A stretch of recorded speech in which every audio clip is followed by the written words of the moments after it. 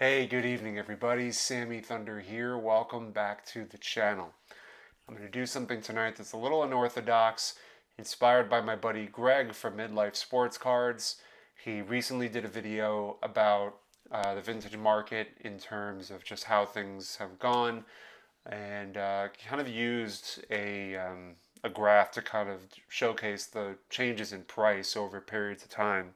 And I thought that was really interesting. And generally, after I buy something for my collection, I will take a look at like how they're evaluated periodically, but not too often.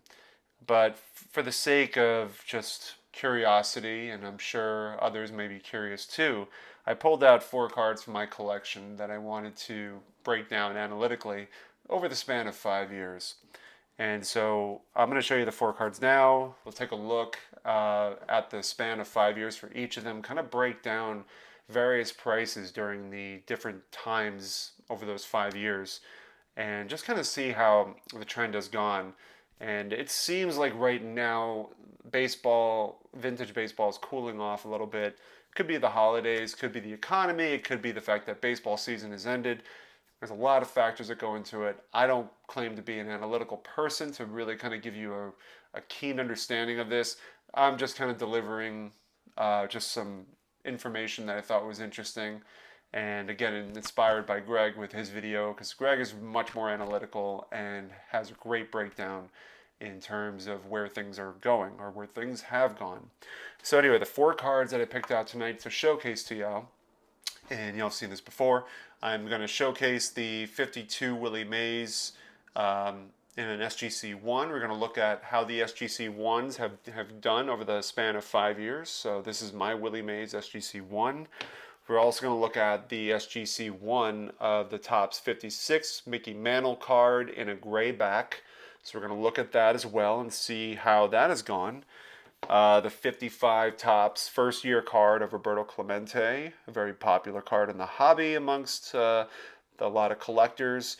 All these really are, but we're going to see how this has gone over the span of 5 years as well. And finally, to finish it off, we're going to look at the 54 Hank Aaron in an SGC1. It's going to be kind of cool to see how these are broken down, looking at the lowest grade possible outside of an authentic. So let's go ahead, we'll jump over, take a look at the analytics, and I will come back shortly and we'll recap. All right, so the first card we're going to look at is the Topps 1952 Willie Mays.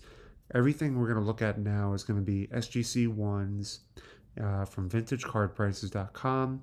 This graph looks at all the different sales that have occurred over a span of 5 years. So if we start looking at the Willie Mays pre-COVID, we'll find that in October of 2019, an SGC1 of Willie Mays 52 sold for $405. And so if we kind of move forward a little bit, 1 year later, now we're into the depths of COVID, we could see that one sold for $920, which is more than double the previous year. And it kind of lines up with the hobby really kind of taking a huge increase in popularity because a lot of people are at home going through collections, seeing what they have, and a lot of these older cards of these legendary players like Willie Mays become more desirable. Now you can see from the graph it just kind of increases even more. So if we go a year later into 2021, we're at the peak of COVID, and the prices kind of jump up considerably to $1,980. One sold for that, and the peak of it, obviously, you could see in 2022 things kind of just really go even higher. In 2022, one sold for $2,035. Obviously, there were peaks in May, and you can kind of maybe theoretically apply that to the baseball season happening, and when baseball season dies down, the prices kind of drop a little bit. But in this case, it went up just the margin. 2035, one sold for there, and it kind of just flattens out after that. It stays pretty steady, really. In 2023, here in October, one sold for $1957. So the Willie Mays has kind of stayed pretty steady around the $2,000 mark for an SGC1. And so it's going to be interesting to see going forward how this plays out, if there's going to be any more increases. Not to be morbid, but if Willie Mays does pass away at some point in the future, or in the near future, which I hope it doesn't happen, but if it does happen, I mean, you can probably say you'll see some increases in his card prices. But I mean, here's to the oldest living Hall of Famer for many years. We hope that he sticks around for many years to come. Moving forward to the next card is the 1954 Hank Aaron. That is a very interesting one. You can see on the graph there's a lot of spikes, a lot of sales that have occurred in the 5 year span. We'll start with pre-COVID, December of 2019, and you can see the rookie card sold for $750 in SGC1, and you could see right at like January 2021. Interestingly, it kind of goes down going into January 2021, which is the height of COVID. Things kind of really took off. And if we look at a year practically of having COVID, 2900, that card just skyrocketed completely to the moon. But then it kind of goes down a little bit, up and down, up and down. So you look at 1 year later, it comes back down a little bit or drops considerably to 1600, and it kind of stays roughly between there, and drops up below maybe about 1,000 to a little over 2,000 throughout the year. And moving forward to December 2022, going into 2023, of January a year later, the price drops down even further to 963, one sold for that price. And it kind of roughly stays, under the 2,000 for the most part. And going forward to this year, November 2023, it dropped to, we saw one that sold for 875. So it's been an interesting dynamic to see the Aaron jump around considerably. You could see in like September 2022 to January 2023, there was that huge peak where one did sell for even more, maybe to 3,000. But for the most part, a lot of these cards have been selling for under, $1,000, even below that. The Mickey Mantle, I was a little surprised by. Not, in the sense that I thought, it'd go for a lot higher. We're going to start here, October of 2019, pre-COVID. It sold for 175. And if we jump to, there wasn't that many sales, but if we jump into the depths of COVID in November of 2020, I thought it would jump up considerably, but it only went to about $100 more, which is actually not too bad, reasonably, for price in terms of COVID's the spike that we did notice in the hobby.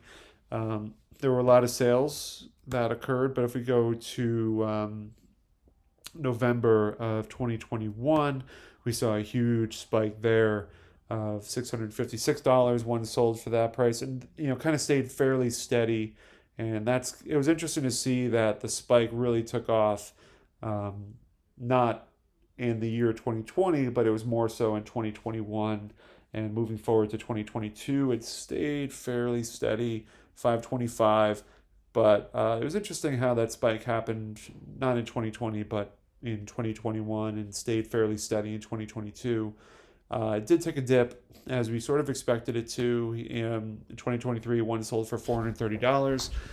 Still way above the pre-COVID rates, but it's starting to kind of flatten down a little bit. It's interesting to see, though. It's possible that Mickey Mantle will continue, will go back up again, just because it's Mickey Mantle.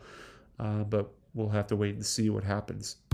And going forward now to Clemente and SGC1, 5-year time frame. There's a lot of noticeable similarities, in the sense that all the cards pre-COVID were very low. This is an August 19th for 325, his first year card. And then when we go into, interestingly enough, to April of 2021, that sold for 1,600. So kind of similar to the Mantle, there was a huge spike, and it took some time to get to that point.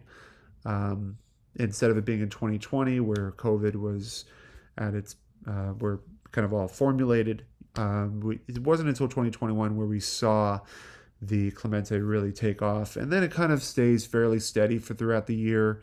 But if we look at, for example, October 2021, one sold for 994, so it did drop considerably, and it stayed fairly steady. But then we go back to 2022, another one sold for 1500, so it did go back up again, but again went back down. Look at today, October 2023, one sold for 865. So there's a lot of ups and downs here for the Clemente, but not nearly as volatile as some of the other cards have shown. So really interesting dynamic to see all four cards kind of play out. A lot of similarities in terms of pre-COVID to during COVID, and really it wasn't until kind of towards today where a lot of drop-offs did happen.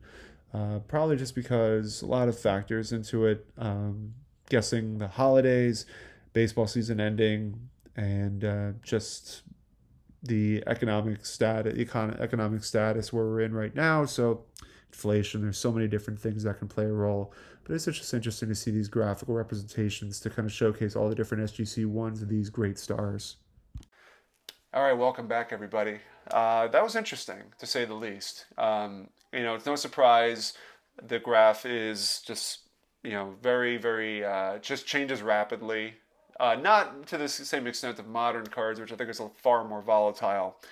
But it's interesting to see the dynamics of how the economy has shifted over the years with pre-COVID, post-COVID, and during COVID, then post-COVID. But let me know in the comments what you think in terms of is it the right time to buy vintage actually right now? Is it the right time? And any questions you have, happy to answer them for you. But I hope you have a great start to your weekend. I look forward to hearing what you have to say, and we'll recap hopefully later this weekend. So everybody take care, and I'll see you soon.